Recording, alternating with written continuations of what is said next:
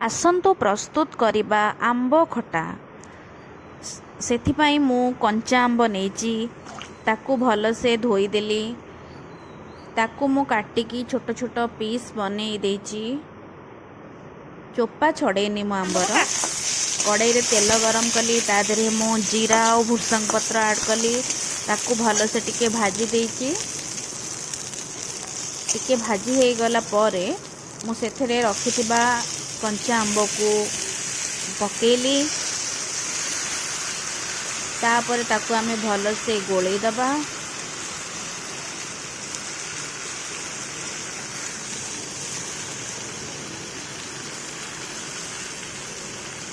ଭଲସେ ଗୋଳେଇ ସାରିଲା ପରେ ତା ଦେହରେ ଆମେ ସ୍ୱାଦ ଅନୁସାରେ ଲୁଣ ପକେଇବା। ସେଥିରେ ହାଲକା ହଳଦୀ ଗୁଣ୍ଡ ଦେବା। ତାପରେ ଆମେ ତାକୁ ଭଲସେ ଗୋଳେଇ ନେବା। ଆମ୍ବ ଖଟା କାହାକୁ କାହାକୁ ପସନ୍ଦ କମେଣ୍ଟରେ ନିଶ୍ଚିନ୍ତ ଜଣେଇବେ।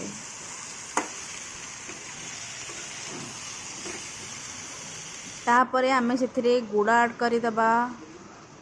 ଗୁଡ଼ ଆଡ଼୍ କରି ତାକୁ ଭଲସେ କଷିଦେବା। ଦେଖନ୍ତୁ କେତେ ସୁନ୍ଦର ବାଗେ ଫୁଟୁଛି। ଯେତେ କଷିବେ ସେତେ ଆମ୍ବ ଖଟାଟା ଟେଷ୍ଟ ଲାଗିବ। ତା ଦେହରେ ରଖିଥିବା ଜିରା ଲଙ୍କା ମେଥି ଗୁଣ୍ଡକୁ ମୁଁ ତା ଦେହରେ ପକାଇ ଦେଇଛି।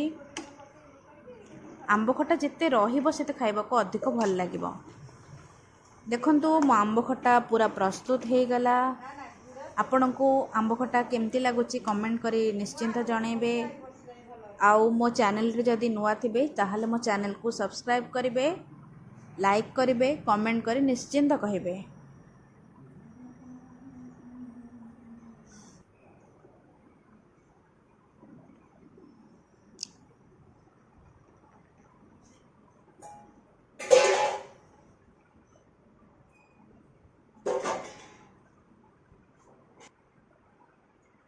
ରହୁଛି, ବାଏ ବାଏ, ଜୟ ଜଗନ୍ନାଥ।